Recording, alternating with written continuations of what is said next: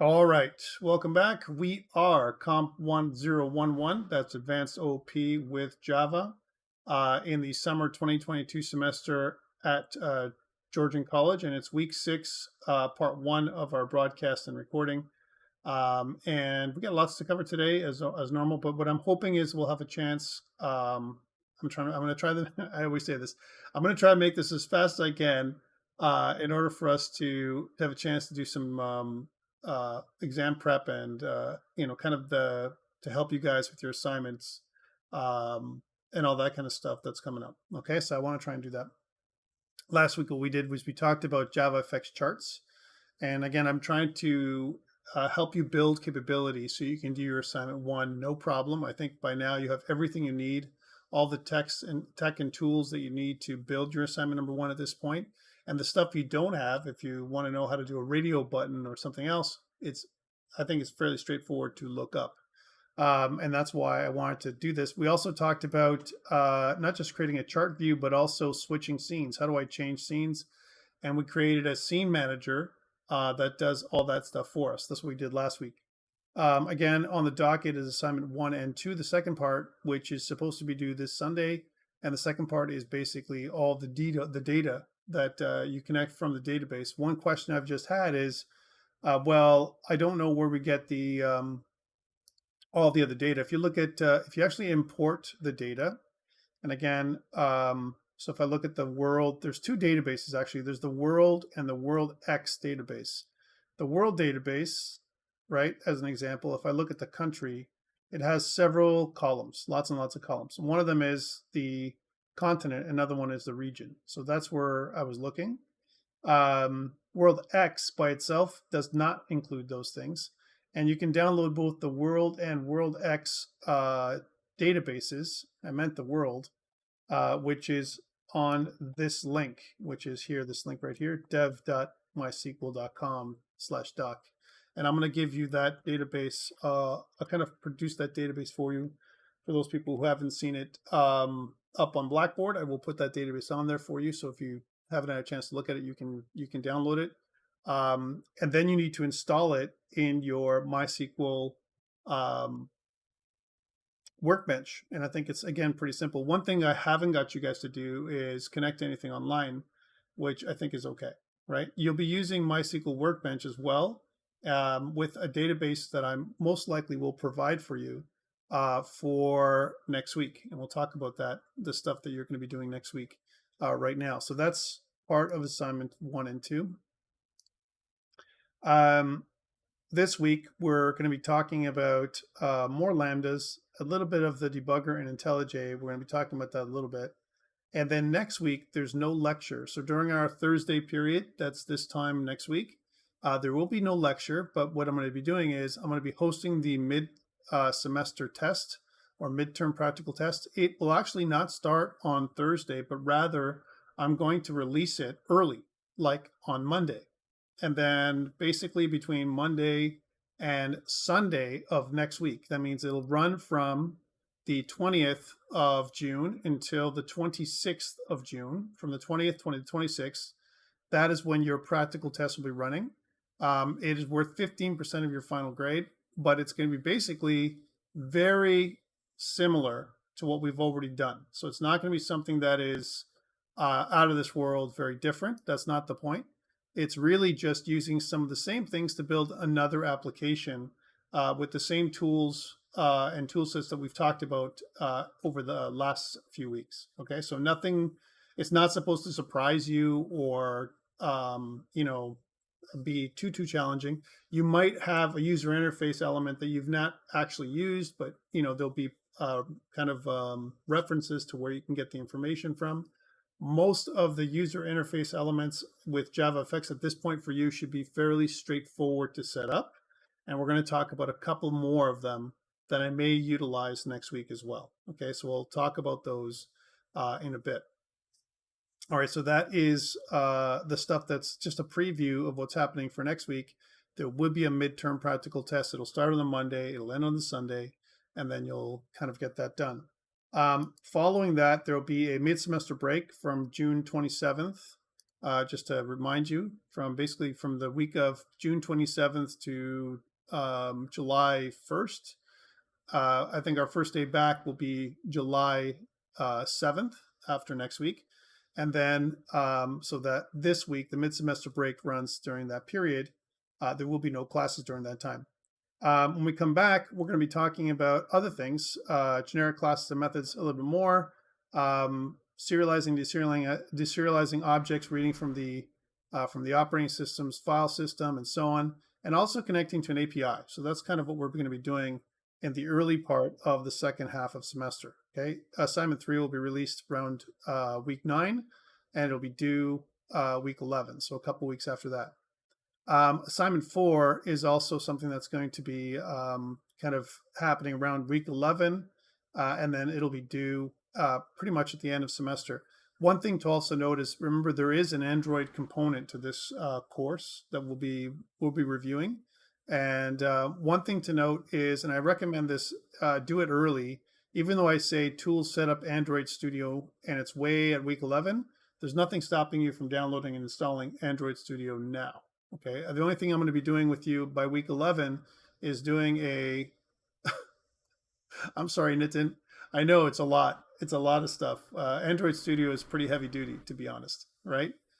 Because it also includes many different packages. And we're going to try and focus on some of the most recent stuff.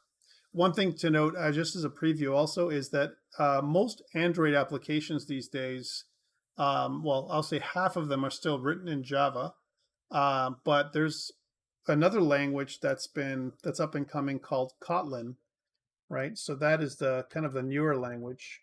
And Kotlin is kind of a newer language that was made by JetBrains. They developed it. And normally what we do is we use Kotlin for modern Android development. So right now, the way we're pegged to get this done is to use Java. All right. But again, we'll see how it goes. We'll see as we get closer. We'll talk about the differences and why Kotlin. There is a reason for it. And the main reason is that Oracle doesn't want Google to use Java anymore. That's the main reason. And also the other reasons are that Kotlin is a little easier to use than Java is. That's what people report as well, especially when it comes to Android development. So that's kind of a preview of what we're going to be doing in the second half. I think it's pretty exciting that we're going to be building interfaces for your phone. And that'll kind of be an intro to Android. There'll be another Android course, I believe, that you're going to be taking as well, which is specifically a mobile development course. But this is kind of an intro that kind of leads you into that course. All right, so that is what's the schedule over the next little while. What are we doing today? So we're going to be talking about something called the canvas. We're going to review the ComboBox, the color picker, those three elements in JavaFX. And we're also going to do a little bit of debugging in IntelliJ. That is something we're going to do together. And that'll be kind of like the canvas and the ComboBox and the color picker. Probably these two things, one of these two things or both, I'm going to use these two things next week, at least in next week's test. Any kind of user interface elements that I've given you, the spinner and those kind of things, I'm going to give you again. And I6 is actually a good review of all the things that you might need for your midterm test. Okay, midterm test, one thing to note is it's going to be open book, open internet. I'm not going to monitor you in terms of how much time you spend. I'm going to target it or measure it for around 3 hours, just the same as our class. So even though I'm giving you the entire week to do it, as an example, I'm not going to make it so that it's a week-long assignment that's going to kill you. That's not the exercise. It's more like it's something that you should be able to start and finish within 3 hours. That's the idea behind it. Okay, if it's beyond that, then it's too difficult. So that's what I'm going to do. Most likely, what you're going to get for your midterm test is a starter application, almost like an application that has a lot of the elements already started. And then what you're going to do is you're going to complete it. That's how it's going to be. And the reason for this is otherwise it would not be finishable within 3 hours. I don't want it to be something that's going to kill you. I know you have other exams or midterm test next week. And I don't want this to be like a crazy one for you. It should be very straightforward, and it's really a lot of it should be configuration more than anything else. Okay, so that's how I'm looking at it right now. Okay, so that's your mid-semester test a little bit. So let's talk about any questions around anything we've talked about today. Mid-semester test. Oh, one thing I should mention. This is a little bit of I'm laughing, but it's a little bit sad on my end. Here's what I'm going to tell you. If I don't give you your lab reports for 1 and 2 by tomorrow, if I don't have them up, please submit your assignment 1 separately and your assignment 2 separately by Sunday with your videos and everything else. Okay, so don't worry about the lab report. Make sure the components are all done, and then you should be up and going with all that stuff as well. Assignment 2, this PDF for assignment 2, one thing to notice is the only thing that I'm going to say for the assignment 2 part is just connecting your data elements. So in other words, if you looked at assignment 1, it says this is what you're going to have to do. Assignment 2 is really you putting together your data. Again, those things are the things that I'm going to have ready for you. My plan is by tomorrow to make sure that you have all the details. But if I don't have something, please do not hesitate to submit something. Remember, together, you and I can always open up the Dropbox and allow you to resubmit everything as many times as I want, right? And please have patience with me. I know this has been not optimal. I know that. Typically, I'm a little bit differently organized. The challenge is it's new material. It's all new material. So bear with me. I'm going through it. I want to make sure you guys have a good experience. That's the most important stuff, and that you're learning stuff. But don't worry about, yes, you could, Bradley. What extension would you like, though? Because if I give you more of an extension in assignment 2, the challenge is, and I'm just going to put it out there for you, the challenge is that it's going to run into your exam period, which is next week. So that's why I don't think it'll take long to do, because again, I've covered most of the things that you need to get it done. So please, if you have a reasonable kind of time frame you're thinking about, please share with the class. Because again, I want to make sure that you guys are comfortable.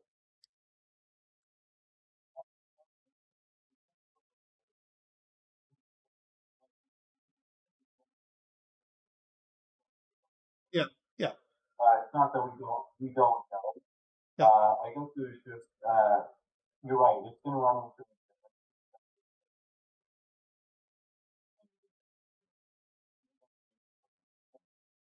Sunday.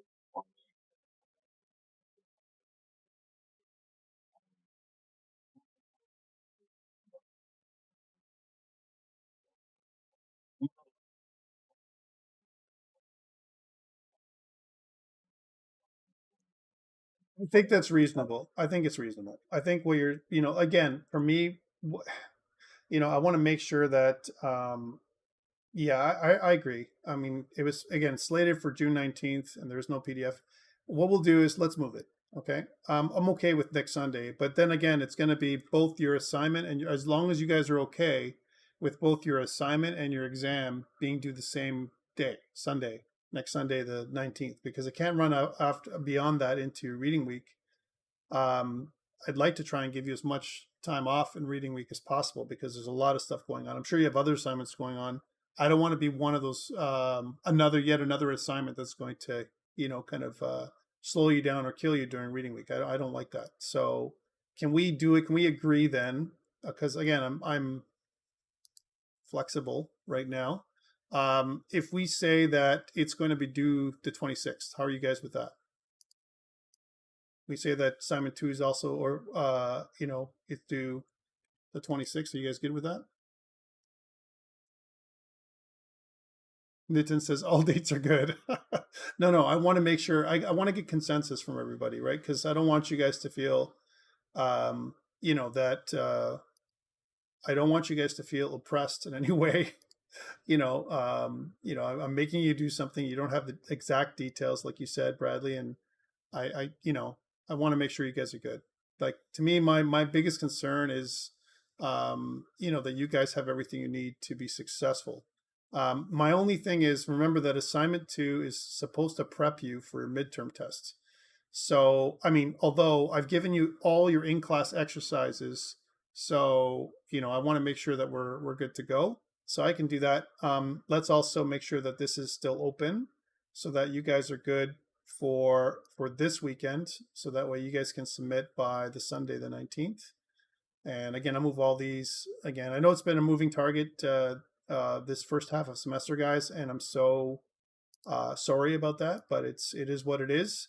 I don't want you guys to feel like it's not anything else other than I have to work this way because there's lots of stuff that I'm doing with regards to this, and I want to make sure you guys are good.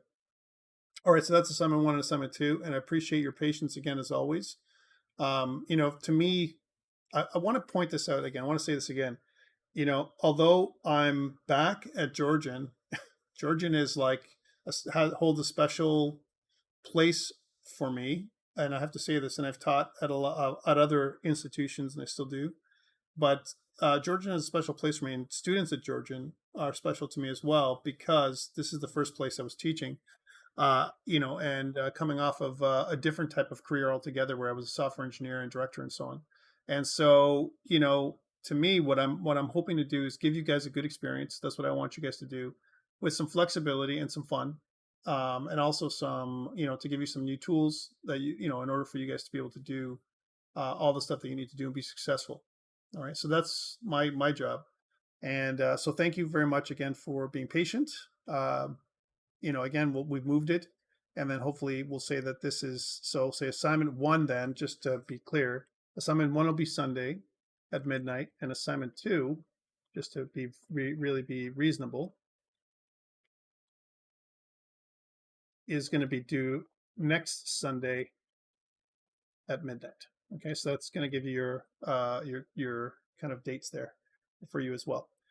Okay, so that is that's this week, and guys, thank you for the feedback. Again, I want to make sure that and Shahil has asked me some stuff on YouTube as well, and yeah, made it available now.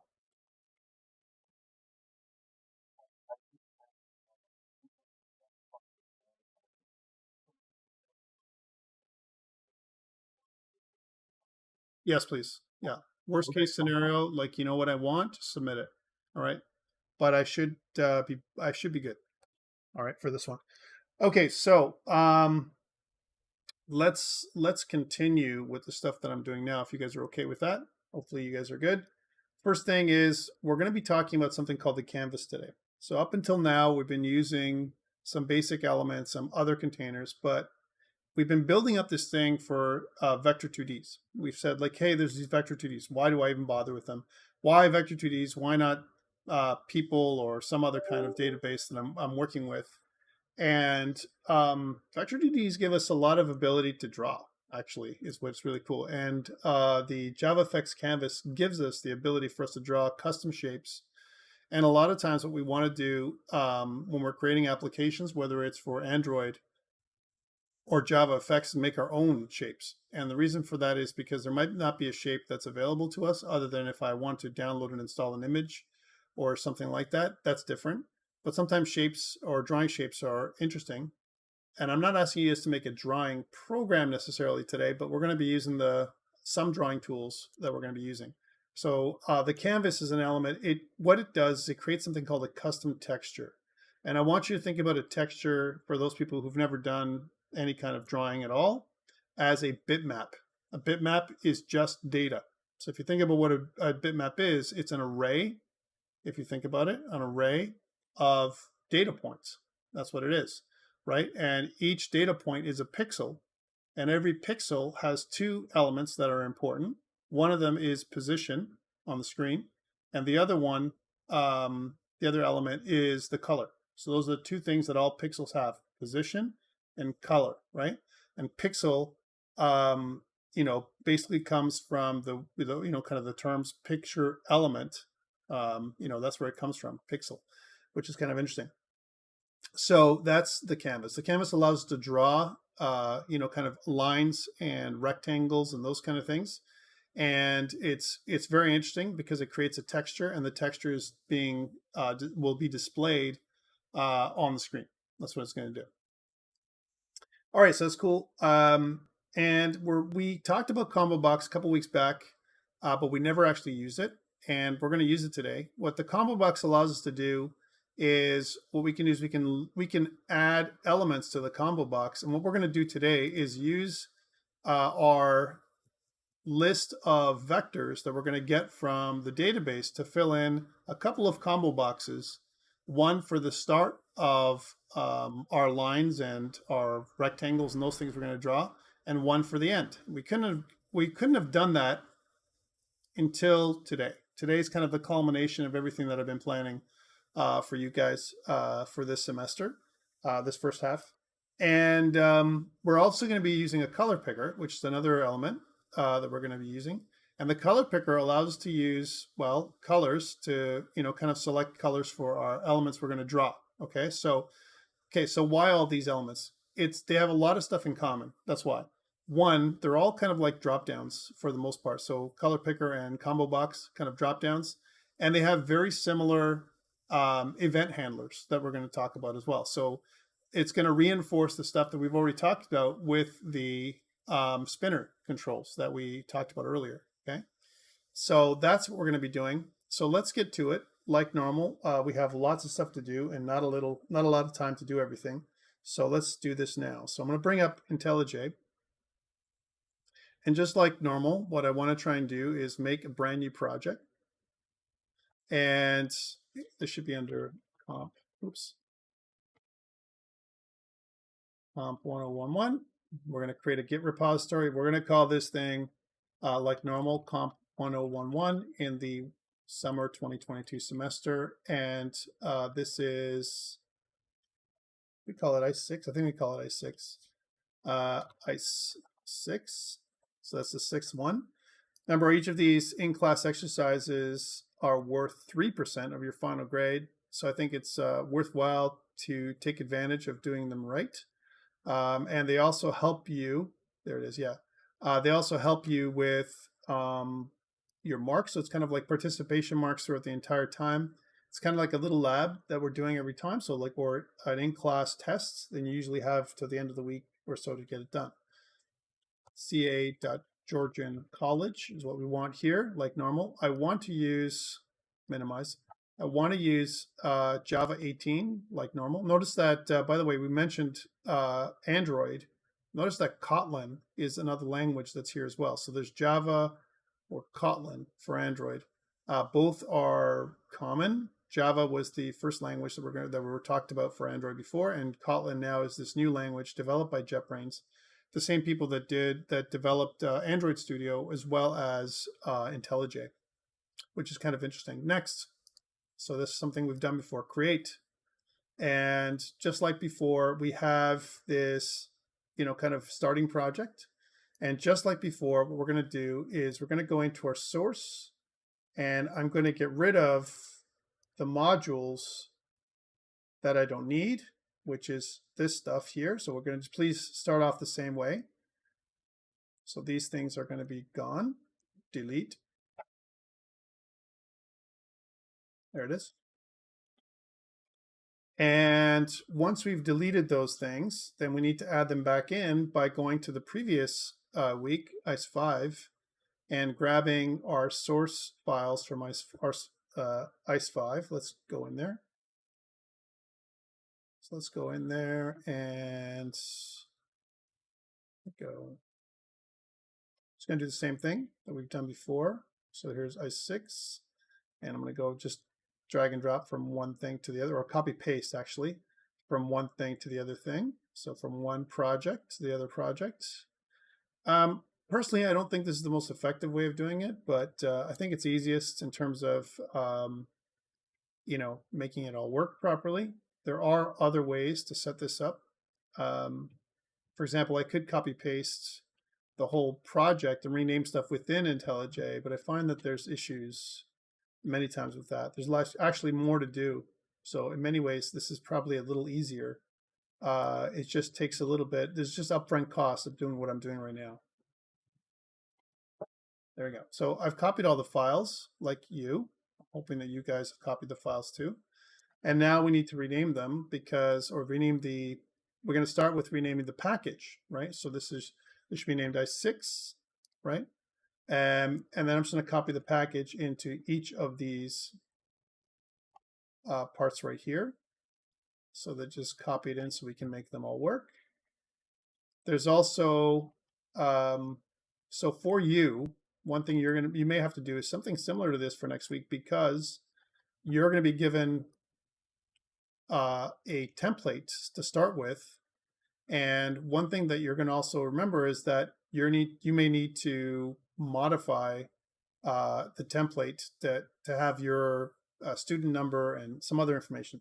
So you may have to change the package name, and we'll talk about how to do that next week. Remember also next week that even though we don't have a lecture during next, while I'm doing this, we don't have a lecture next week during our regular class, but I will be here during the class time to assist you with any issues you might have, questions about the test, or anything else that's available. So that way, I'm just going to be here we'll keep the kind of the line open, if you will, and I'll be here to help you, as well as on Discord, to help you with anything of the test. So you're not going to, if there's a problem with the test material you don't understand, I'm going to be here to assist you. And again, I won't do the test for you, but I think what you're going to get is anything you need any assistance you need when it comes to questions related to the test. Okay, so again, remember that there's no time frame. You're not going to be limited in terms of how much time you spend. Even if this thing is geared for 3 hours, and it might take you longer, as an example, in a real test environment, I would say, okay, test done, stop your test, blah, blah, blah. But in this environment, what you'll have the ability for you to continue. And because everyone is at different levels and we haven't seen each other ever, like live, I kind of feel that is always the best course of action. In a live environment, if you guys were together and we saw each other on a regular basis here, then that would be different. Maybe what I would do is maybe perform things a little differently. There'd be some expectations for me, in order for you to do things on your own. But here, we're remote, and we're kind of, fully remote right now for this class, and I want to make sure that you guys are good.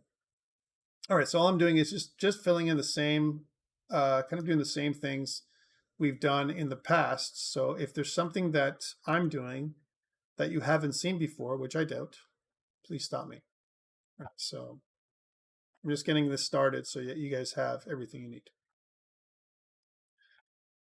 Remember, whenever we do copy pasting the way we just did, please, before we do anything else, test your project before you put it up on GitHub, before you do anything. So going to your main, and then make sure everything is kind of looking right.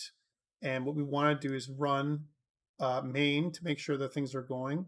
Because if it doesn't work here, well, then it may never work, which is kind of not the point. So this is kind of where we left off last day. We said we have a vector 2D by magnitude. We have a little bar chart, and then we change the table view and we get a table view where a table view has magnitude, X and Y, and vector ID and so on, which is pretty cool. That's kind of, again, preparing you for assignment 2 more than anything else.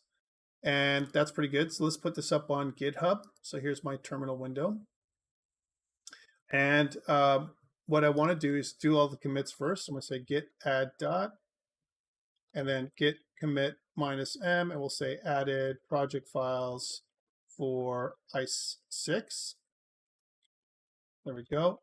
And we don't have any place to push it yet, but what I'm going to do is I'm going to go up on GitHub, and I do it from the terminal. I know other people do it right through the tool, but you can do it from the terminal, and we're good to go. Just a second, Arshpreet, I'll go through it with you if you don't know what I did. So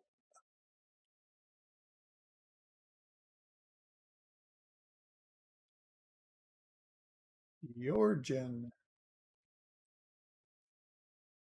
So I'm going to just kick off another repository. Each of the repositories are here, ICE 1, 2, 3, 4, 5. I'm going to make a new one for ICE 6. There we go. And let's kick that off. Awesome.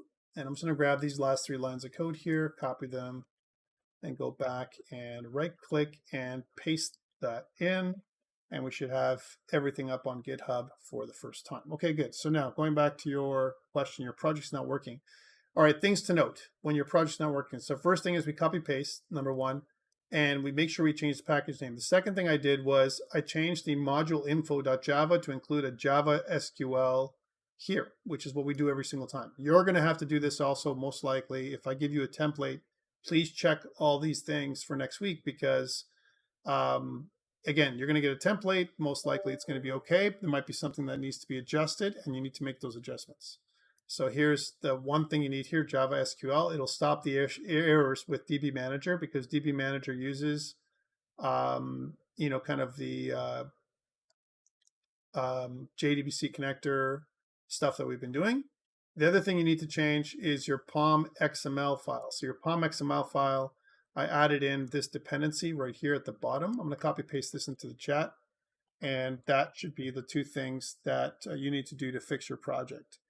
And once you've done that, make sure that you go again to your Maven link on the right and press refresh. And what that'll do is make sure that your Maven is synced up. You can do it as many times as you want. It's not going to change anything necessarily when you sync up Maven. It's just making sure your Maven is your package manager that's going to go and grab everything you need and install it in your project. So all the dependencies from your external libraries and so on, they're going to be actually added in and all that stuff through Maven. All right, so that's your POM. Let's close all these tabs so we have something that looks like this.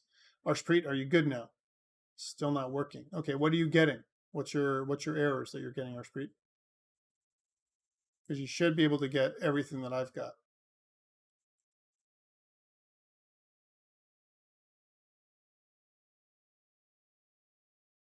Java Fxml loader. Okay, so that might mean what you've done is you've wiped away this line right here.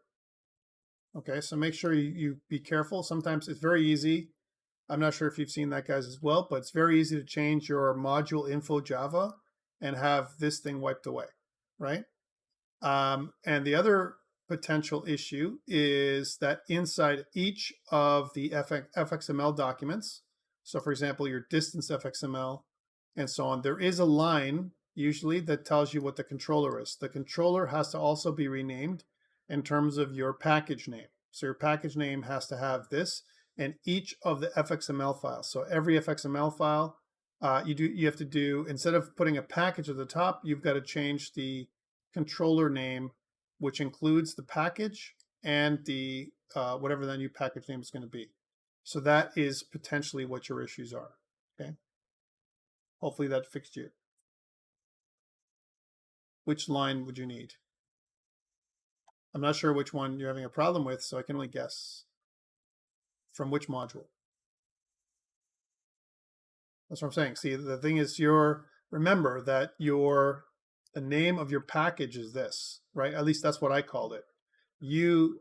info.java. Okay, this one. So that's this right here you're looking for. Okay, no problem. If you've messed this up, then, and it happens. It totally happens. If by accident, then that can totally mess you up. Okay, hopefully that helps you. Let's continue. So now if you've done everything correctly, and again, what I want you to do is let's make a brand new, some new stuff that we're going to go into today. One thing that we want to do is we want to make a brand new controller. So let's right click and add a new Java class, which we're going to call the Vector 2D Canvas controller. So Vector 2D Canvas controller. Okay, that's what we're calling it. The Vector 2D Canvas controller is going to be empty right now, but it's going to be a stub, right? And it's a stub. Again, stubs, when I say stub, if you can't pronounce it, stub is looking like that. Stub means it's just a placeholder for what we're going to do with our scene builder, like normal, right?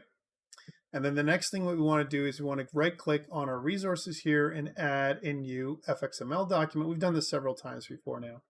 And we're going to do the same thing. We're going to call this vector 2d-canvas.fxml and enter that in.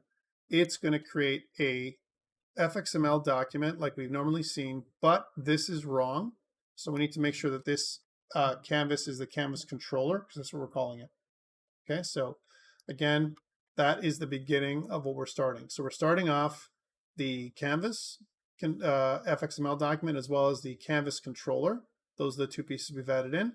And just like before, what we're going to do is we're going to open up our Fxml scene builder from Gluon, and we're going to open up the project. Again, I'm going to swim up. You don't have to. You can also grab this link up here at the top, like that's another way of getting it. But I like to just navigate to the through the environment to our application, which is i6, and then inside the source main resources folders and into that new folder we just made, which is Vector2D Canvas FXML, and open that up. It's going to give us a stub that looks like this, kind of like a very simple starter FXML document.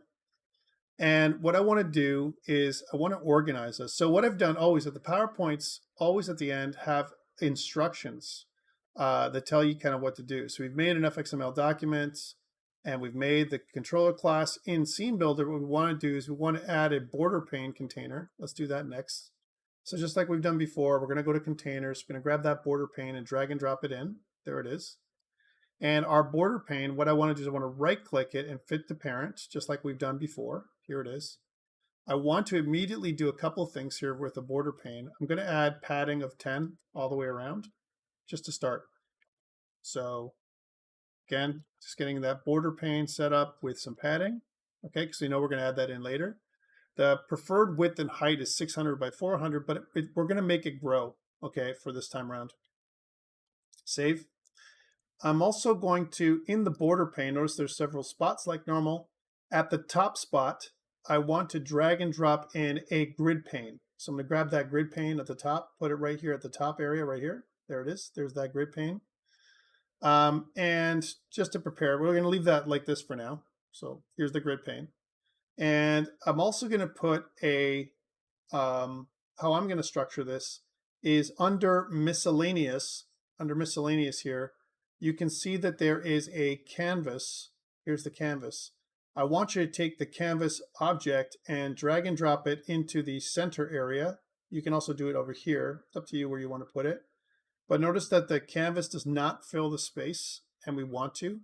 We want to fill this space with a width on the right. Notice that when I click on the canvas, we have properties. Right here's the properties. And if you go to layout, what you want to change is the width and the height of the canvas to be 600 by 400, which is going to expand your window to look like this. Okay. So that's kind of our beginning. So again, what I've done, just to review, is I've got a grid pane that's up here in the top spot of the border pane. The border pane, I've used the layout of 10, 10, 10, 10, so 4 10s there. And I've got the canvas in here, which is where we're going to be drawing in this area here. And in the border pane, I've got a grid pane that's on the top. Okay, the grid pane right now has a couple of columns and a few rows. We need more columns than this. Let's add 2 more columns. So I'm just going to go, what I want to select the column and then add a column after, and then we'll do it again. Add a column after. So now we have 4 columns and 3 rows right now. Let's add a couple more rows. So I'm going to add a row below and another row below. There we go. So we have, this is kind of our header area. And you can see that the object is bigger than normal, but that's okay. Okay. Are you with me?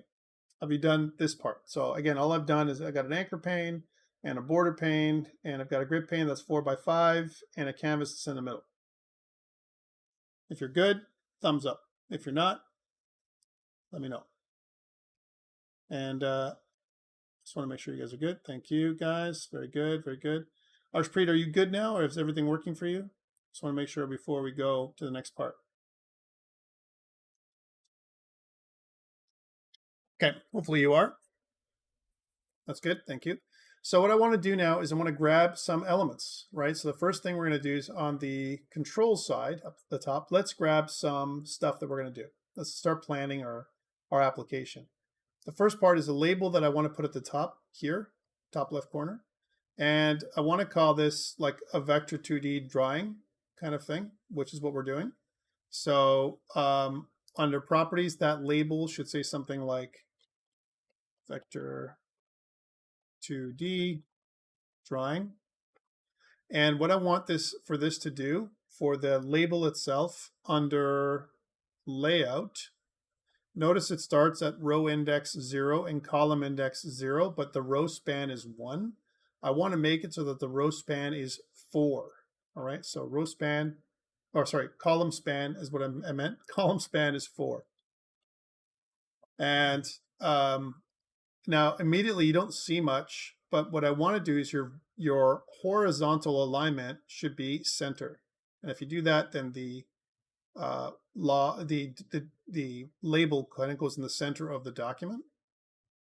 I want to change the properties of the label. So it's normally 12. Let's make it something like 16. And we'll make it bold. So just some minor configuration so we can see the vector 2D drawing up here. Okay.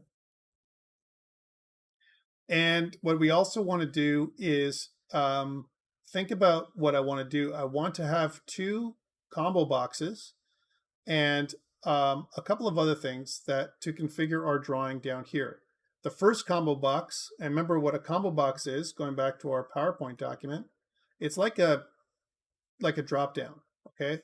And this drop down is going to select the vector that we want to kind of have a start, and we have a vector end. So let's do a couple things here. We'll put a label here. So here's the first label. We'll put that label right here.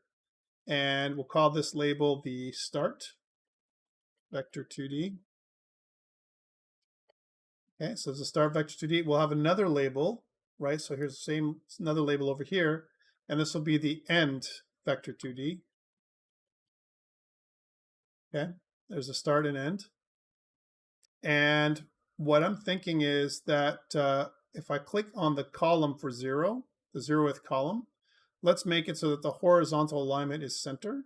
And the same thing goes for column 2 here. Let's make the horizontal alignment center. There we go, for the label.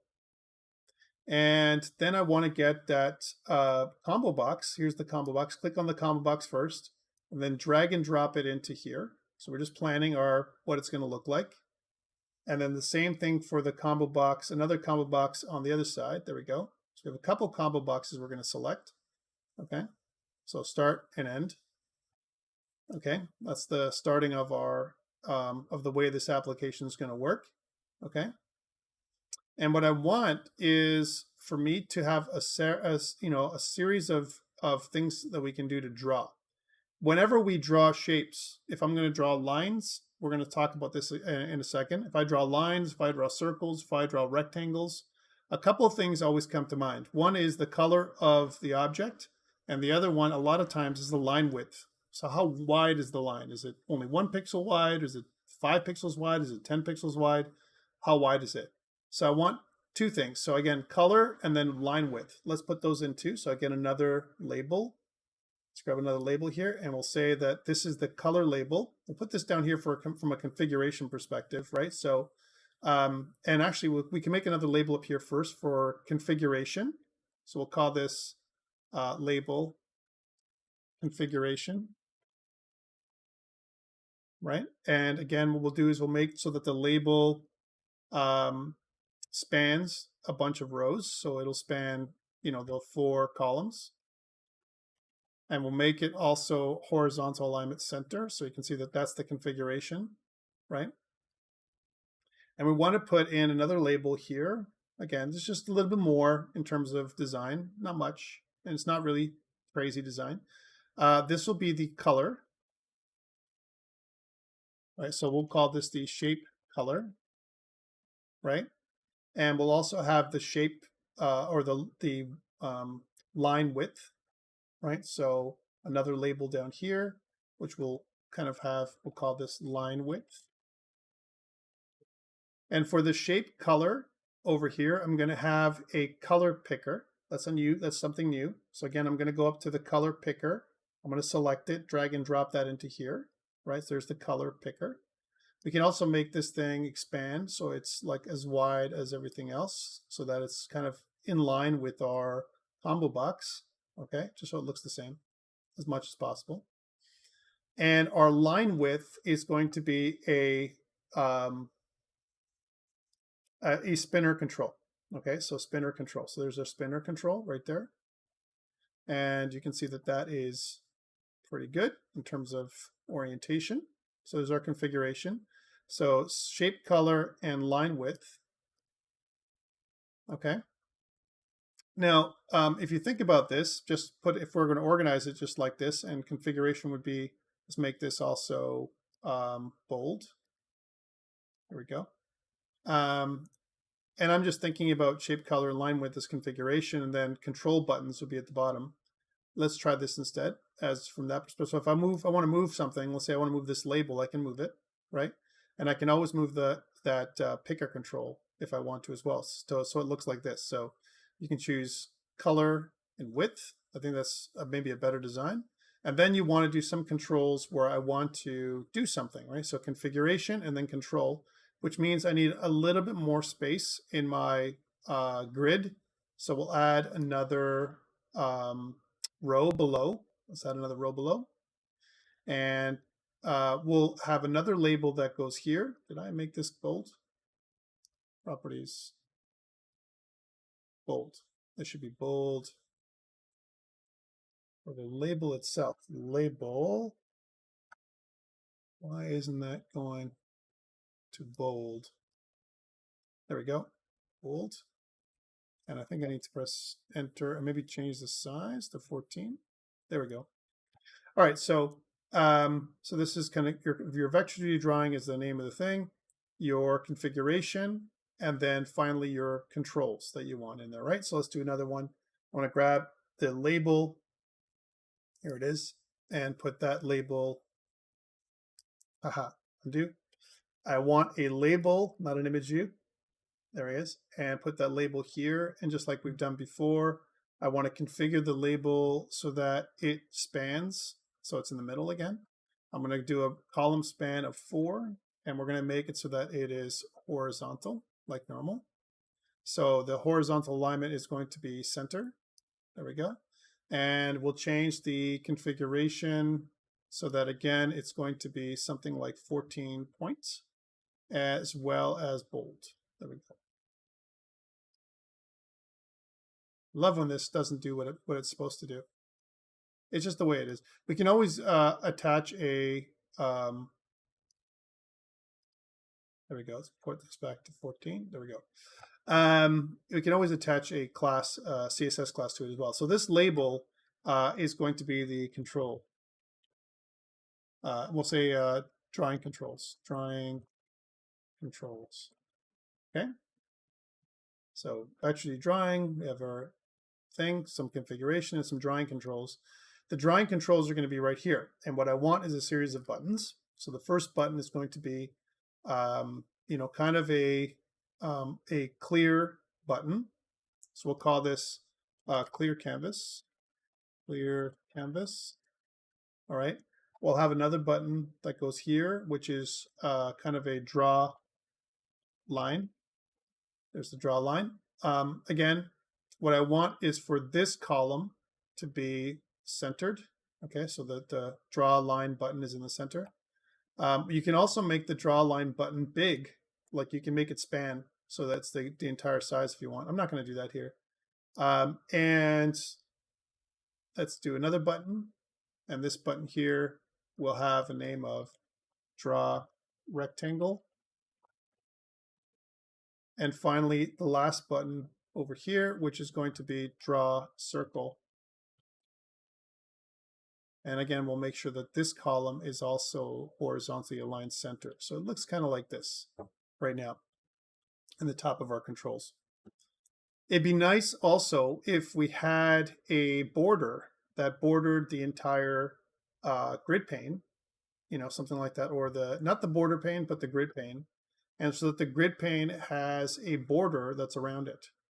We can use simple Java effects for this.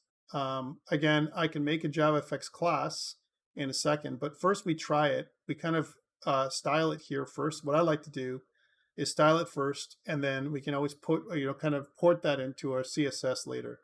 So what I want to do is I want to click on the grid pane, and I'm going to go to properties for the grid pane itself. And I'm going to scroll down to, or go down to where it says style, and I'm going to put in two things. I'm going to say -fx-border -style, the border style itself. Border style, you can choose, for example, things like what style is it? Is it solid? Is it dotted? Is it none? What is it? So, and it usually uses the box model for this. So what the box model is it goes in a kind of so it's a right winding model, which it goes top, right, bottom, left for the top border, the bottom border. So just like this one, top, right, bottom, left, right? So it's the same thing with your border style. So we're going to say top is none, right is none, bottom is solid, and left is none. So that's the style, and we're going to click plus. And then I'm going to choose the FX border color, right? And we're going to say that the color that I'm going to use is black. And when I do that, just like that, you can see that there's a black border that goes around everything. But it'd be really nice if there was a little bit of padding inside the border to make it look a little different than this.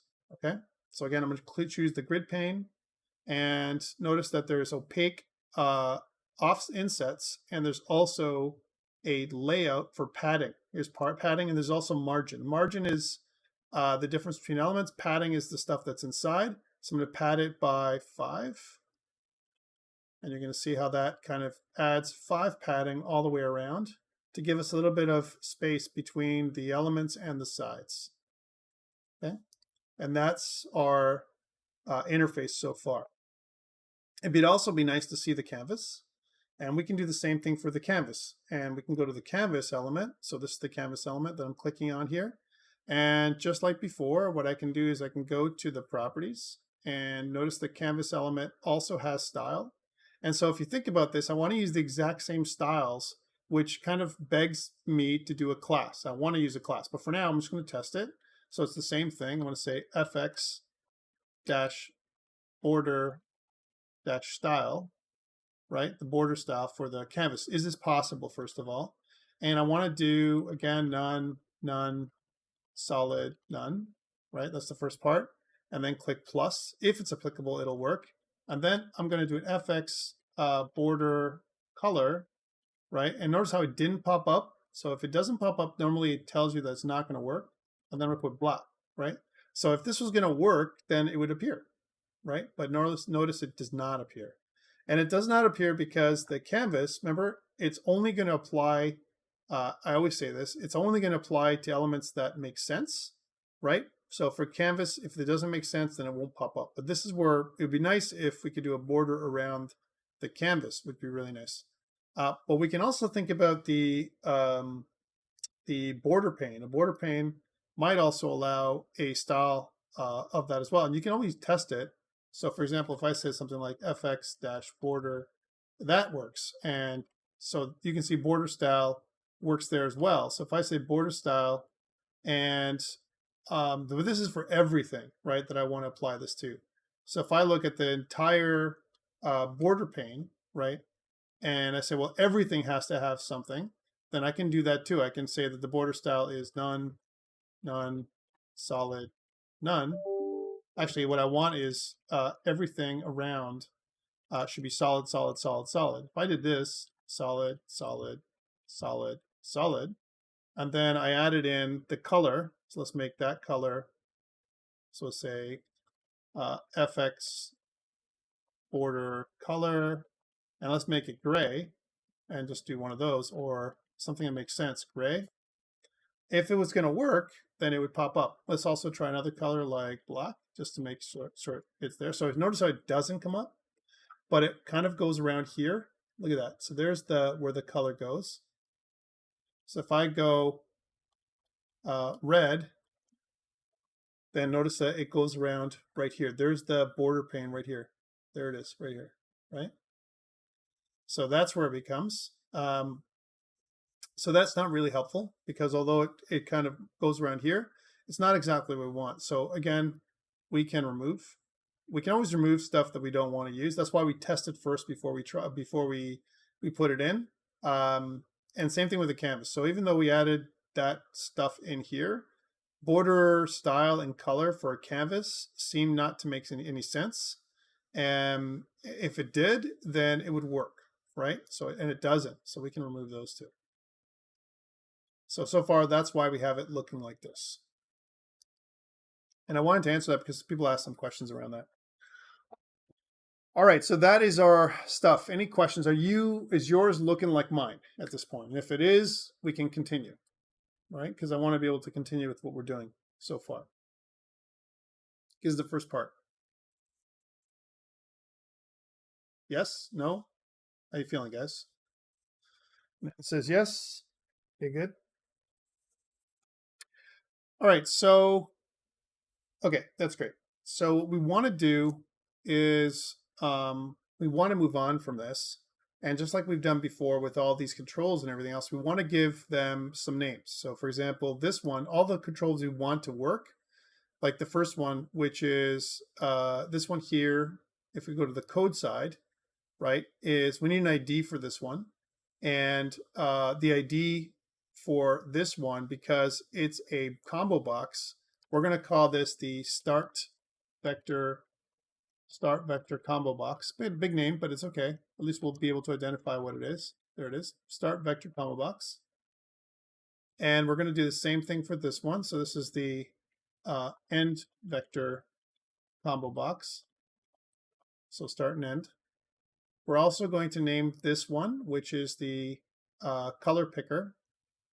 So we're going to say the shape color picker. I'm using the American spelling for this one. And this is the line width spinner. Line width spinner. This is the line width spinner. We have a couple of buttons too. We could definitely name them, but we really just need their events, the event names more than anything else, right? So here in the clear canvas button, we want a clear canvas button. We don't need the name for the button necessarily, but we do need the on action event name. So I'm going to call this the clear canvas button clicked. I put that in there. The draw line button clicked. The draw rectangle button clicked. And the draw circle button clicked. So I've done all of those. So I've kind of named everything that I think should be named. One more configuration detail that I recommend is let's change the default color of my color picker, this thing here. We can go to properties and you can see that the default color value, this is it right here, should be black. Let's just take this little kind of picker here and just drag it to the bottom right. So it becomes black. You can see that that is the black. There it is. So it comes black as a default because white would mean that we probably wouldn't see this. Okay. And save. And what we want to do once we've saved is go to the view and the show sample controller skeleton. And we're going to see a bunch of stuff here that's going to help us start everything. It gives us all the things we start going with. And that's why I recommend doing this first. So I'm going to grab all this. So grab the skeleton, copy everything here. Copy.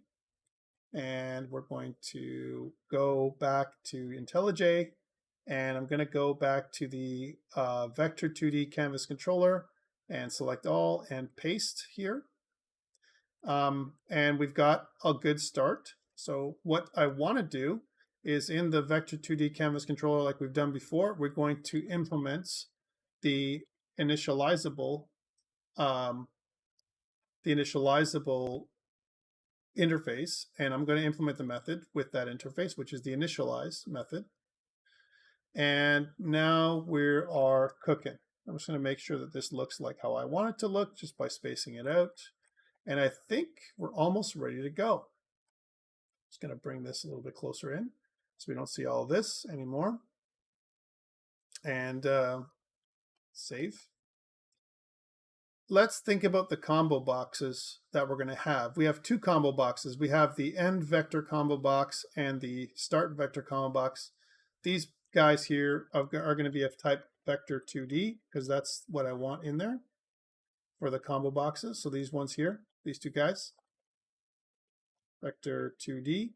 And what I want for the spinner is it's going to be a double like we've had before. The line width spinner is going to be double. Save. And we're almost there for the initialize functions. So we did a couple things here. What I want also, just to start off, for our canvas controller here is I want a couple of private variables. So these variables here are related to the Fxml document, but I want to have another couple of variables here. So these are kind of class variables. And the couple of class variables that I want are a private vector 2D for the start. We're going to initialize this right here. We're going to say that that is a new vector 2D object. Remember that when I do new vector 2D, the class that we made for vector 2D says that if you make it with a default constructor, it creates a vector of 0, 0. So that's what that does. We also want a vector 2D we're called end, which is going to be of type new vector 2D. We also want a private color, right? We want a private color, which we're going to call color, and that's going to be equal to a new, actually we're going to call it, it's going to start off as color, and color is great because color has a bunch of enumerations. Notice that there's black, aqua, azure, beige, bisque, and a bunch of other ones that are defaulted. We're just going to use black because that kind of is our default color value. So kind of cool. And we're also going to have a floating point value that we're going to call line width. And we're going to set that value to 1 by default. Okay, so those are our kind of our class variables that we're going to set up at the beginning of everything. Okay, so that is our default stuff. We've added in my canvas Fxml document as well as my canvas controller. We've started things off, and of course we need to test it out before we put it up on GitHub. Let's start it by going to main, and under main, where we say we're going to go to the chart view, instead of going to the chart view, we want to go to the canvas. So we're just going to change that to canvas. So we start the canvas off. Now you're going to notice there's going to be some issues. And one of the issues that you're going to get is we've asked that we want a document that's 600 by 400, but our document that we have here in Scene Builder, it looks bigger than that. This part is 600 by 400, but this part is extra. So how will it draw? Well, it's going to draw messed up if I run it. And this is where we test it locally on here. You can see that it's cut off and it doesn't look quite right. And what we want is we want to be able to see everything. Here we've specified in the scene, we've specified we want the Fxml loader to load. Call the Fxml loader load function. That's what we want. Here's the Fxml loader. We specified what we're loading, and we're specifying that we want to call the load function when we use the scene constructor. That's what we're doing here. And we're saying 600 by 400. If we take these values away, then what it'll do is the scene will grow to accommodate the Fxml document. So if I run it now, you'll see that we don't have to worry about that. And it'll just draw the document as we saw, which is pretty cool. So again, we're controlling the document size through our Fxml document in this way. All right, and now you can see that the color spinner doesn't work, this doesn't work. But the color shape, the shape color does work. It actually brings up this really cool little picker, color picker. And you can also use a custom color, which also comes up, which you can select the colors. You can actually drag and drop stuff. And if you click save, there's some out of the box functionality for the color, which is really cool that JavaFX gave us this from the get-go, because what it allows us to do, if you look at this, is have a lot of control right out of the box, which is pretty cool. So I kind of like that, that we have that. And so that things are working right now. We see that things are working, and let's just kind of close this off. And what we want to do is I want to go to the terminal again and just kind of clear the screen and do a git add dot git commit -m, and we'll say added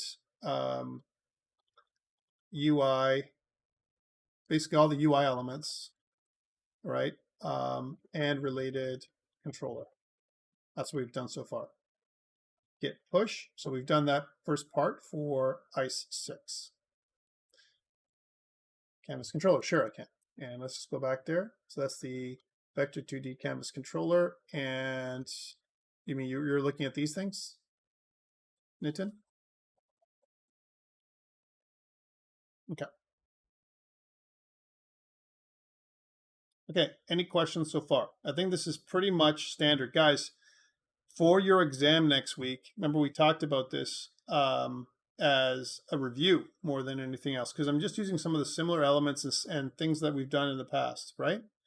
And all this is going to do is just going to reinforce what we've done in previous weeks. So any questions up to this point? You should know how to do all of this stuff because we've kind of gone through it a bunch of times over and over again every single week. And this is the, like, again, the 6th in-class exercise we've done that covers, let's say, or the 5th one that covers JavaFX and all that stuff. So you should be fairly comfortable at this point is what I'm saying with this kind of stuff. If you're not, this is the time to ask your questions because I'm going to move on. I'm going to grab a little bit of water. And let's continue. Okay, so again, if you please interrupt me if you do have a question. All right, so we have everything ready to go at this point. We'll go for another 20 minutes, so then we'll take a short break. So what I want to do is start wiring things up.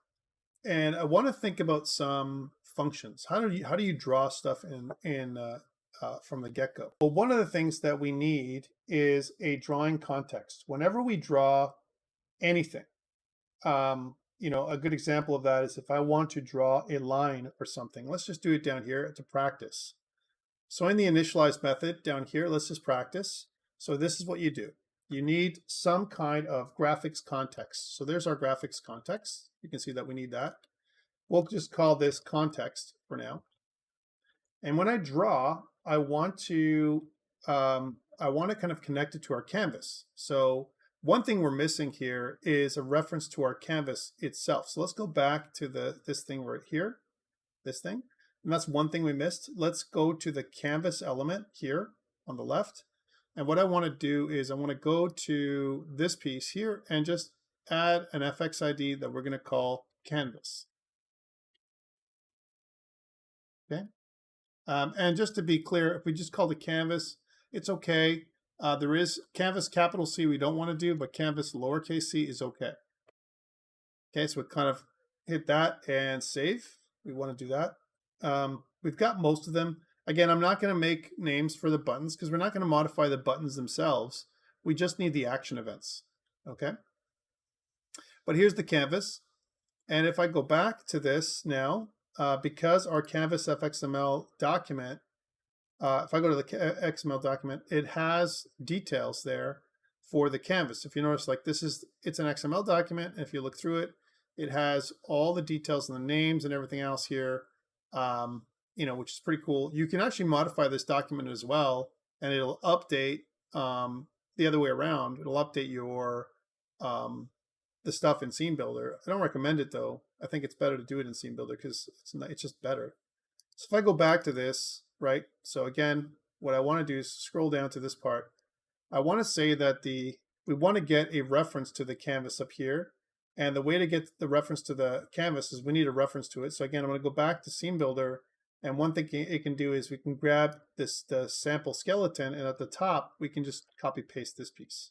So that was the piece that we were missing from last time. So back to this, and right at the top, underneath our variables, we can just put in the canvas and a reference to the canvas. The canvas needs a import statement, which we're going to add in automatically with Alt-Enter, which is pretty cool. And now at the top, you should see your import statements looking something like this. Okay. Now that we have access to the canvas, then at the bottom, we want to give ourselves that connection. So we're going to say, hey, canvas, I want you to get the graphics context 2D. All right.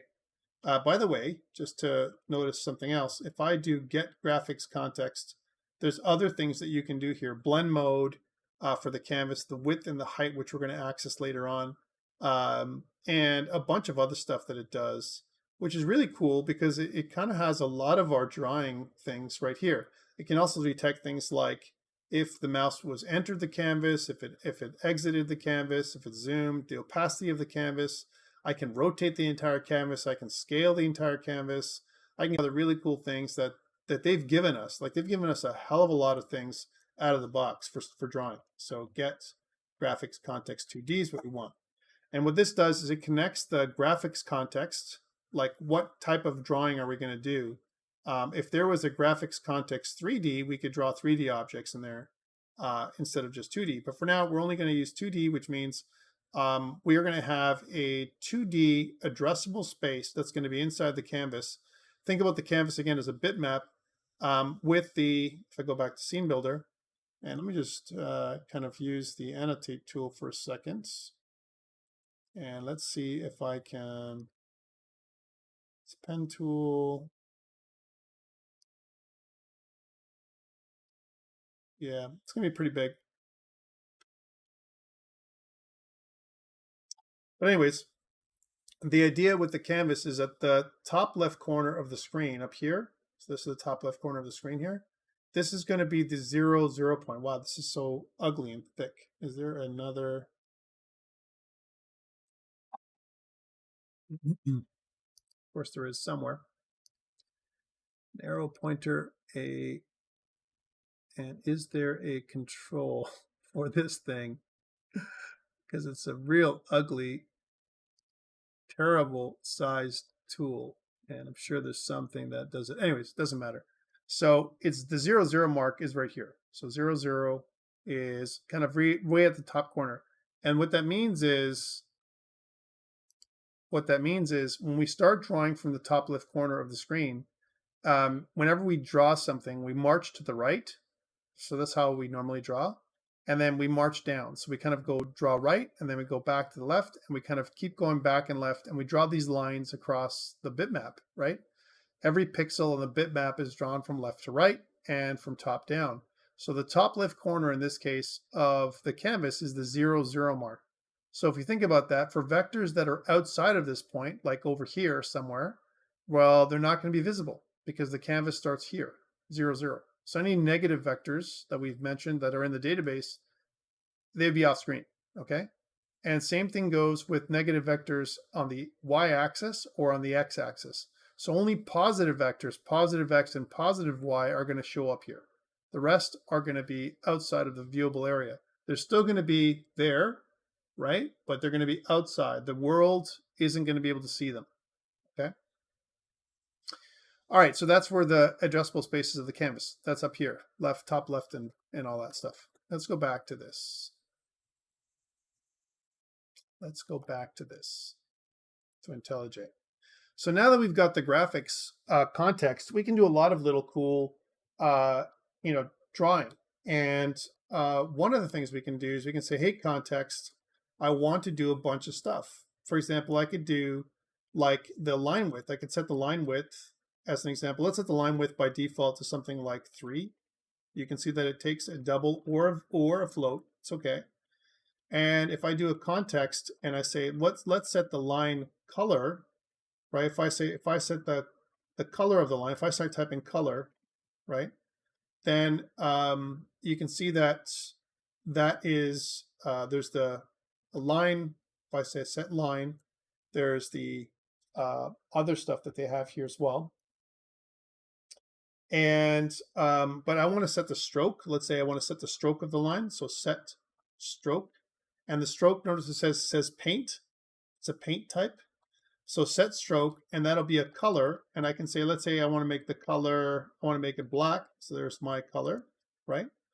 That's how I want to configure. So every line that I draw should have something like this. And then I want to draw the line, so context. And what I want to do is I want to stroke the line. That's kind of how it looks, stroke line. And then the stroke line takes a bunch of stuff. The start X, start Y, and then end X, and then end Y. So let's say, for example, I want to start off at something like 100, 100, and go to 400, 400. So if I did this, right, then it would draw a line from X 100, Y 100 to X 400, Y 400.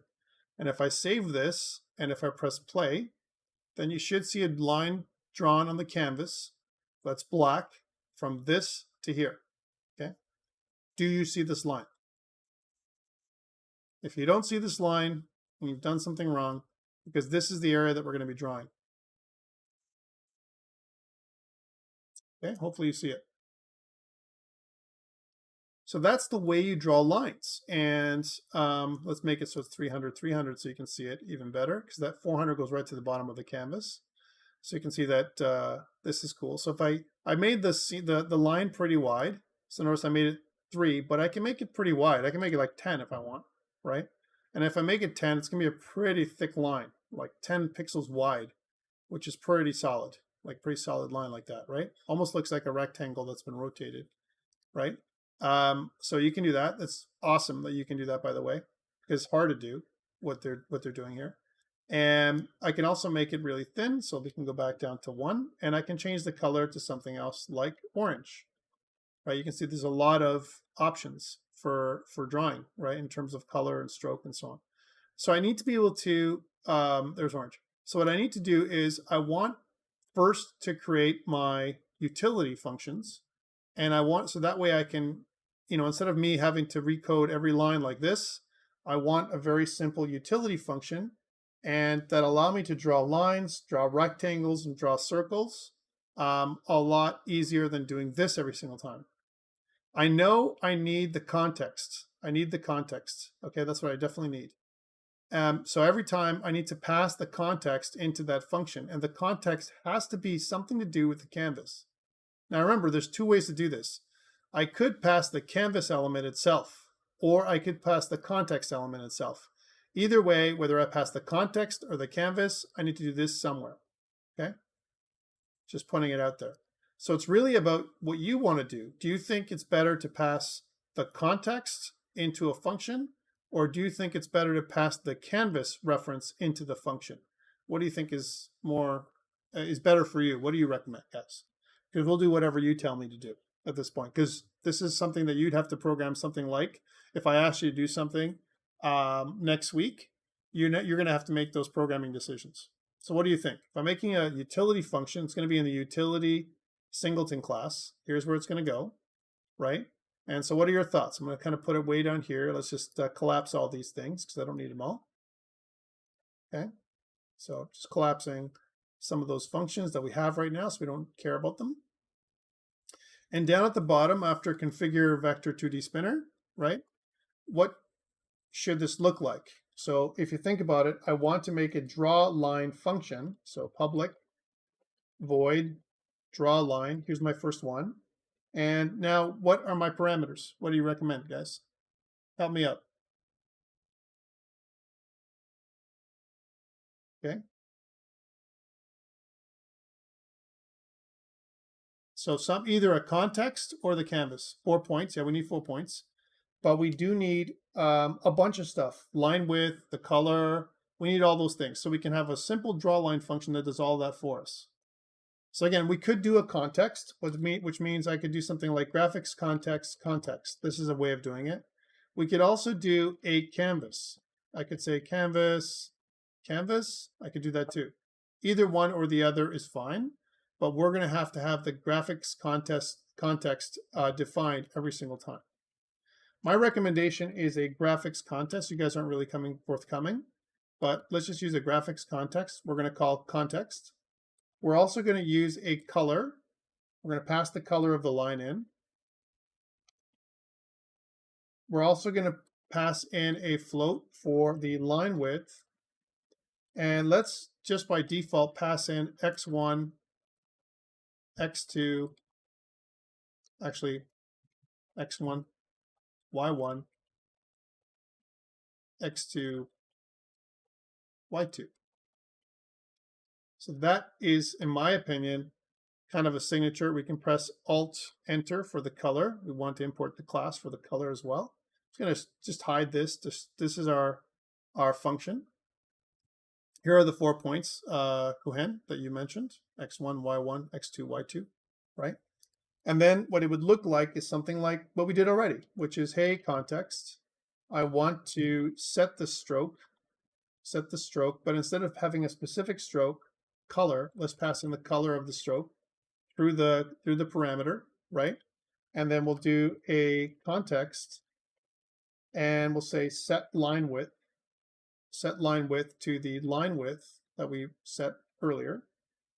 And finally, hey, context, let's draw the line, right? Where we're going to take the x1, y1, and x2, y2 and draw the line there. So that's kind of our first line signature, right? That's our draw line. I want to do another overloaded function for this. By the way, let's also put some comments down. So those are our parameters. We're going to say this function draws a line with various options, right? So those are the options, x, y, 1, and so on. And this is kind of like the position. That's what it is, position. And of the line, the start and end.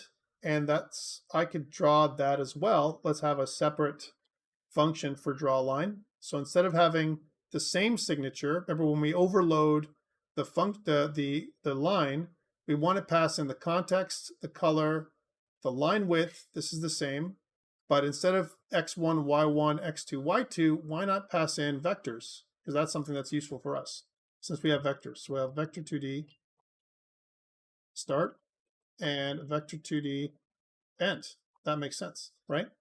And I don't want to duplicate or reinvent things again. So instead of doing it this way, let's just call the first function. So I'll say draw line, and we'll pass in the context, the color, the line width, and we'll also pass in the start dot get x, the start dot get y, and the end dot get x, and the end dot get y. So you can see if we did this, we're just using the other function, but we're using another wrapper. We made a wrapper function or another signature, same function name, draw line, but we have another one that does basically takes in start and end. Again, we can do the same kind of commenting, right? This method, right? Like we said before, this is a this function or method. We'll say this method draws a line with various options. I'm not going to go too much in detail right now in terms of our commenting, but does that make sense to you? So again, what we've done is what, like Kuhen said, we want 4 points, but in this way it'll help us. We can do start and end with vectors. That's as an option. Maybe your user wants to put start and end, right, for the line. And when we think about what this is really a line segment between with the start and end point. Okay, cool. So that's draw a line. Let's do the other ones. So we want to draw a rectangle. Rectangles are very similar to lines. So we'll say public void, but rectangles are filled. Okay, so there's a fill color. Remember, the fill color could be nothing, no color, right? But it normally has a fill. It doesn't have a stroke. So rectangles are filled rectangles. So draw, we'll call it draw rect. And the rectangle that was going to have a graphics context just like before, and a color value as well. But instead of a line width, it doesn't have line width. It does have X1, Y1, and all that stuff.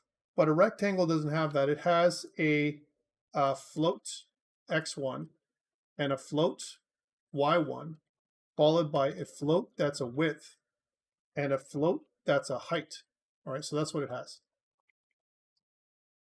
That's what rectangles need, okay? So rectangles very similar to lines, but they, instead of having a color context, we're going to say context, we're going to say set fill, the fill color, to whatever the color is. That's how you normally draw a rectangle. And then you're going to say let's fill our rectangle. That's how you do it. That's how you make a rectangle. And we're going to pass in X1, Y1, and width and height. That's what we want, right? And that'll draw the rectangle with X1, Y1, width, and height. Okay, cool. However, it would be nice if we had one that would have our top left and bottom right as an option. So this method draws a filled rectangle. Okay, so it does. And we want to do the same thing that we've done here. So we'll kind of copy this method here. So we'll make an overload function. Again, overload, the same name, different signature, and different return type sometimes too is okay.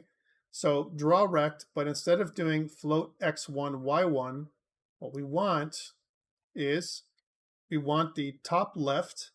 So it's going to be a vector 2D, which is top left, and a vector 2D, vector 2D, which is bottom right.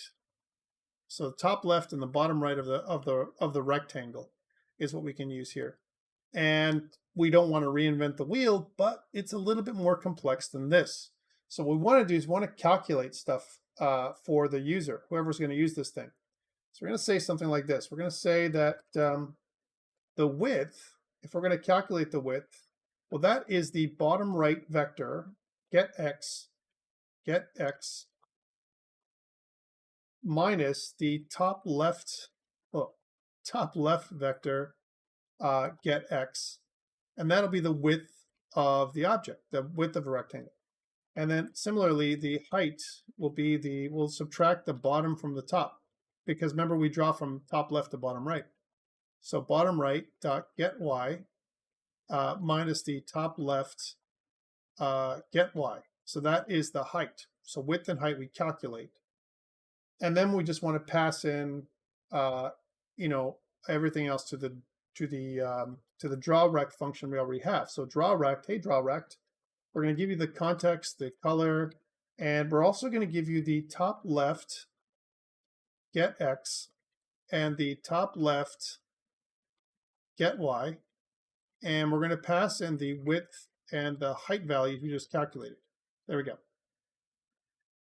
So that is your draw rect, a different version, and this one uses a top left and bottom right as opposed to this as well. So again, it gives you variations, good kind of options for the user, whoever's going to use this function. Again, we can just say this method draws a filled rectangle, right? Because that's what it does, just different options. All right, so that is the second function.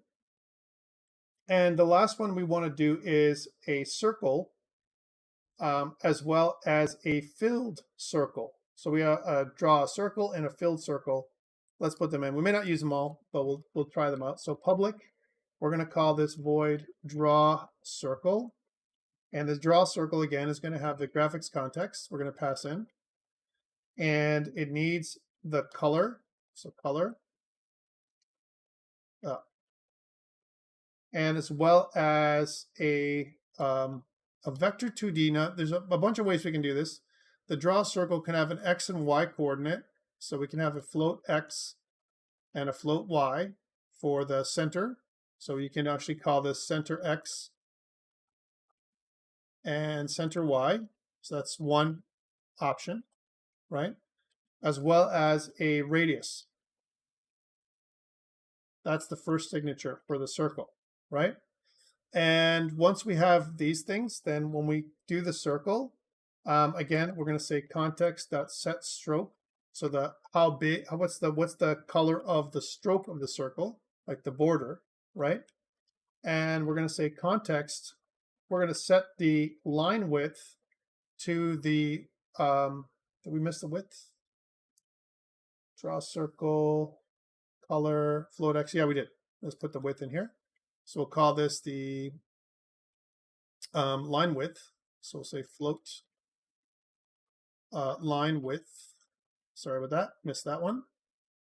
So this would be line width in here. So pass the line width in there. And then we'll start doing some calculations. So what we want to do is the top left, when we draw the circle, I'm just going to put it down here. The way you draw the circle is you say, let's stroke an oval. That's what it works out to be.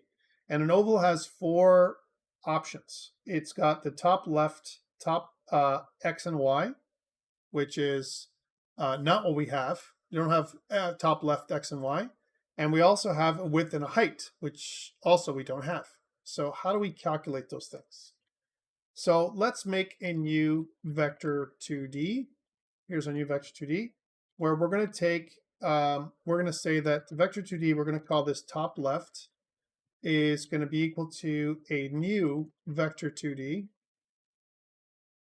And we're going to pass in the center X and center Y for our vector 2D, right? That's for sure. But our top left, remember the way we would draw this for our object, if I go back to here, the top left corner, right? If I'm going to have a circle, the drawing tools, a little bit off, right? If I want to draw a circle, so here's a circle, right? I'm going to draw the circle. And if I give myself a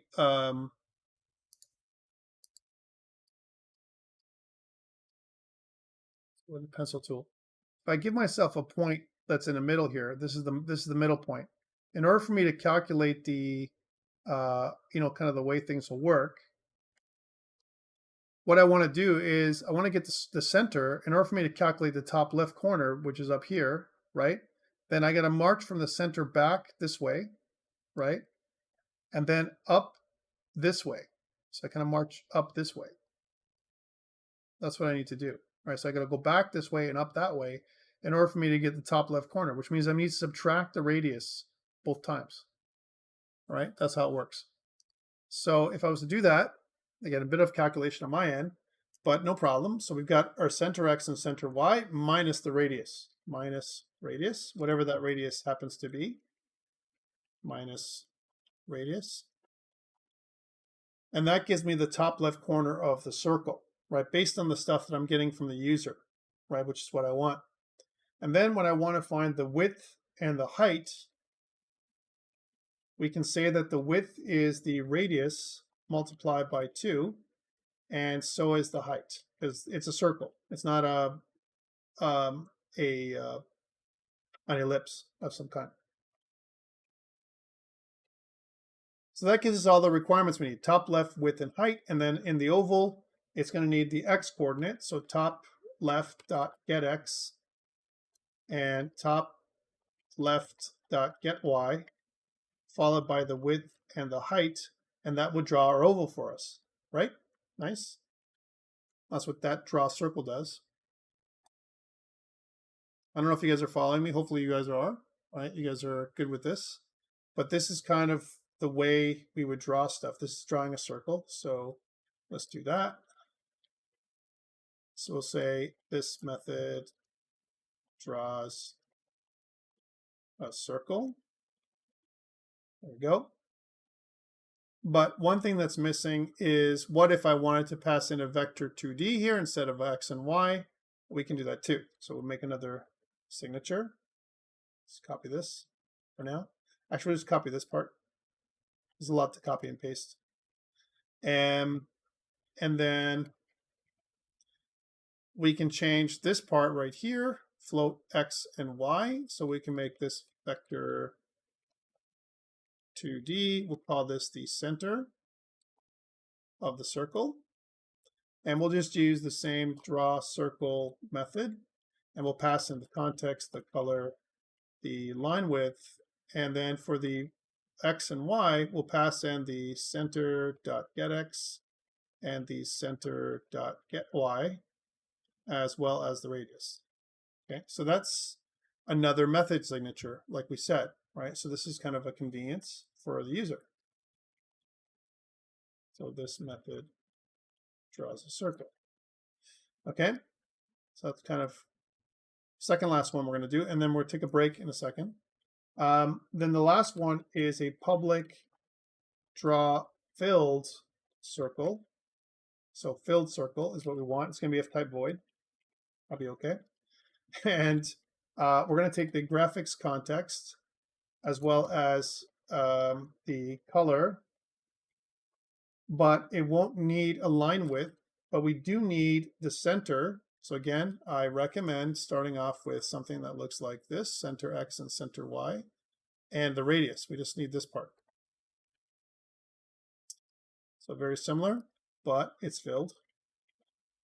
And it's a different circle than this one. Now, here's some stuff that we can also think about.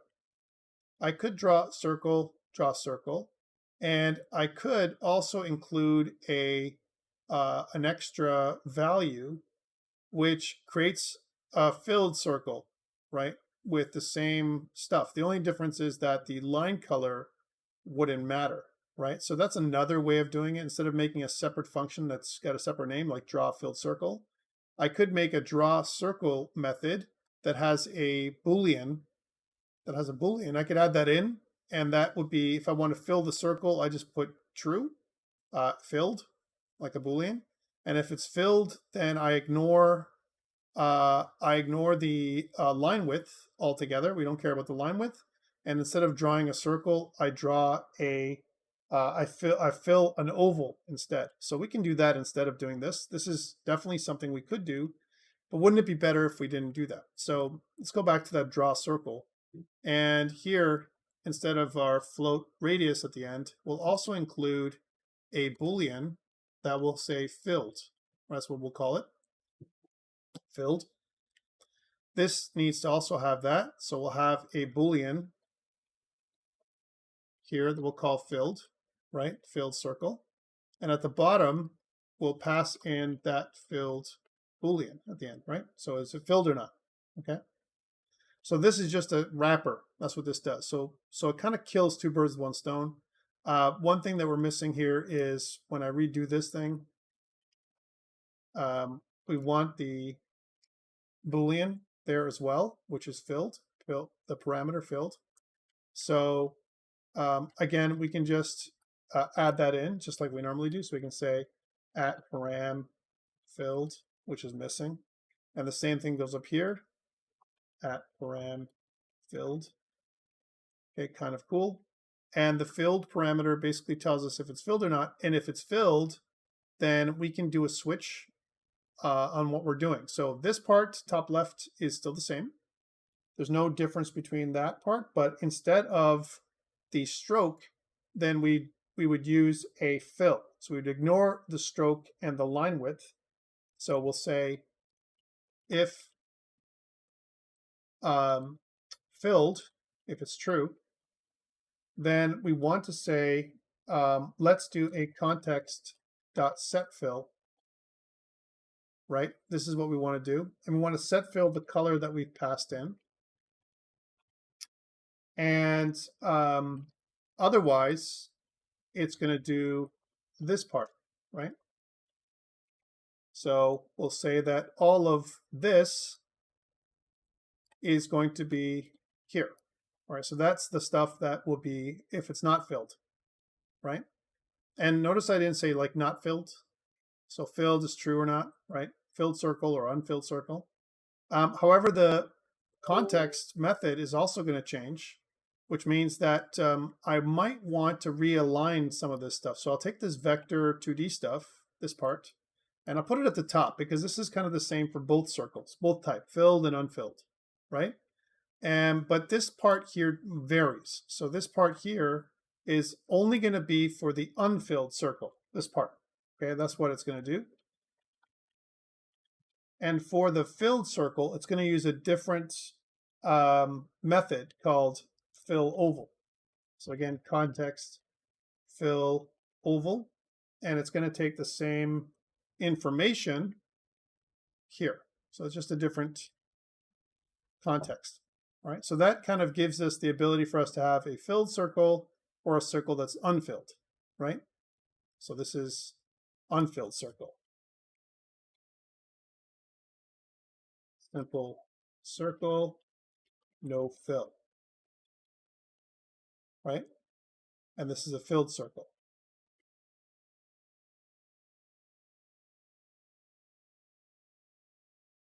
Okay? If that makes sense to you. And the great thing is, this doesn't care. Draw circle passes in if it's filled or not, and when it's filled, it will, there's no default values in Java. That's one thing I always love about other languages, where you can say by default it's true or false, as an example. There is no default. We could also have another draw circle method that doesn't include this stuff, right? As an example, the simple draw circle, you can make other names for it as well, like, as an example, that basically is the exact same, but just doesn't include filled because filled is false, right? And so on. That's also something people do as well. All right, so this is all of our drawing functions that we've added into the utility singleton, right? So there's a lot of stuff we can do here. So save, and let's put this up on GitHub, and we'll take a short break. But one more thing, we'll also test it before we go. So git add dot git commit -m, and we'll say added drawing functions to utility singleton. Git push. All right, so that's what we did there. And let's just check one out. So we'll go back to our Vector 2D canvas controller. And instead of doing this, which is what we did last time, let's just use one of our functions. So we'll use a utility, that's how you use it, instance. And then you can choose one of the functions we just made. So for example, something like, let's do a rectangle. So draw rect. And the rectangle will pass in the context. And for the color, we'll pass in a color for now .black. Color .black, there we go. And then we'll pass in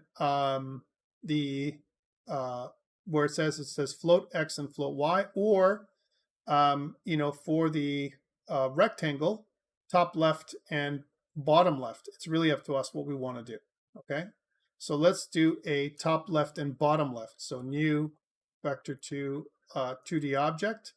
That's the top left, and we'll say that the top left is something like, I don't know, 30 and 30. Has to be a float. And the bottom right will be a new vector 2D object. That'll be something like 80 and 80. Okay, something like that. And now that satisfies the requirements of everything. So you can see that this one function, draw rect, basically draws a black rectangle. That's basically 50 pixels by 50 pixels. So it's a square. All right, let's see if that works. There it is. Okay. So remember, the recs are filled by default. Okay. It's not a rectangle that's not filled.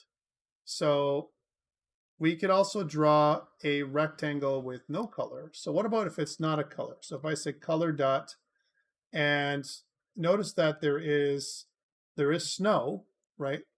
And there's also gray, right? So gray, kind of thing as an option as well. And if I did that, you might not see it, right? Because remember, the background is kind of gray. Well, there's dark gray, and that's how it kind of looks. So you can change the color, no problem. If we also wanted to draw a rectangle by using an outlined rectangle, that's a special case. Or basically what we do is we move the pen around. It's almost like I move the pen around I start drawing somewhere, I move the pen, I draw somewhere else, I move the pen, I draw somewhere else, and I can do that as well. I'm not going to draw those rectangles with you here, just to keep it simple. But that is definitely a way of doing it, where we can move the pen around, like go to, move the pen to somewhere else. When I say the pen, I mean where I draw, okay, which is kind of interesting.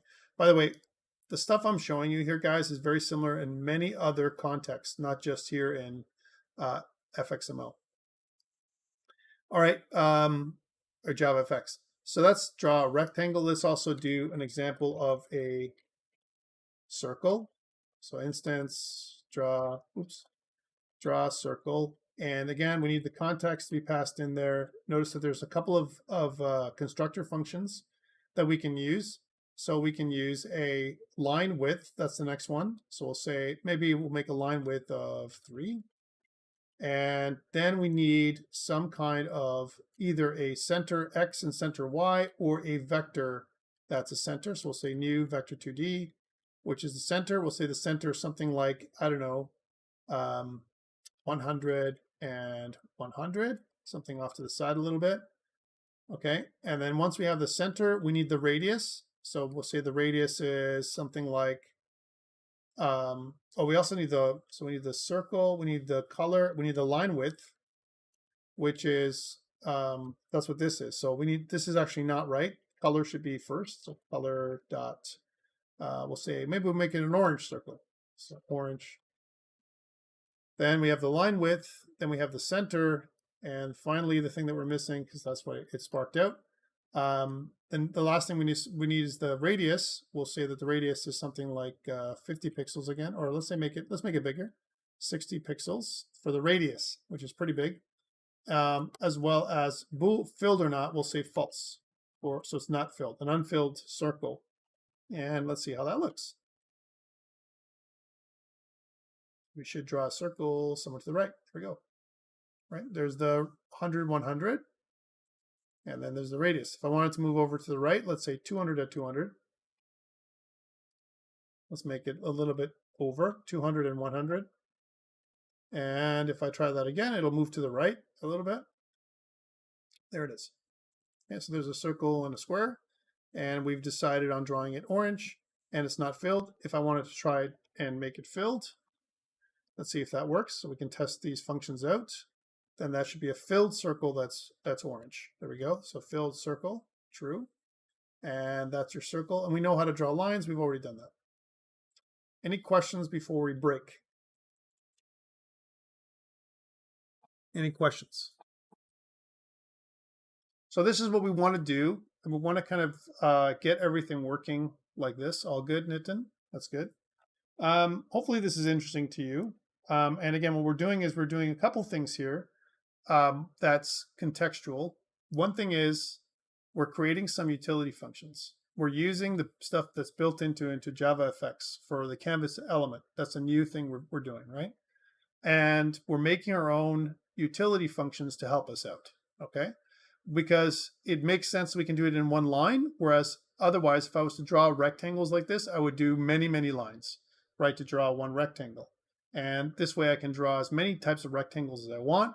I've configured them the way I like them, and I'm pretty happy with how this works. Let's take a short break. So right now we're sitting at 7:50. We'll take 10 minutes, and we'll come back at 8 o'clock, and we'll do the rest.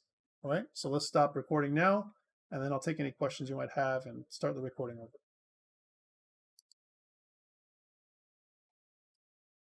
All right, we're not recording anymore.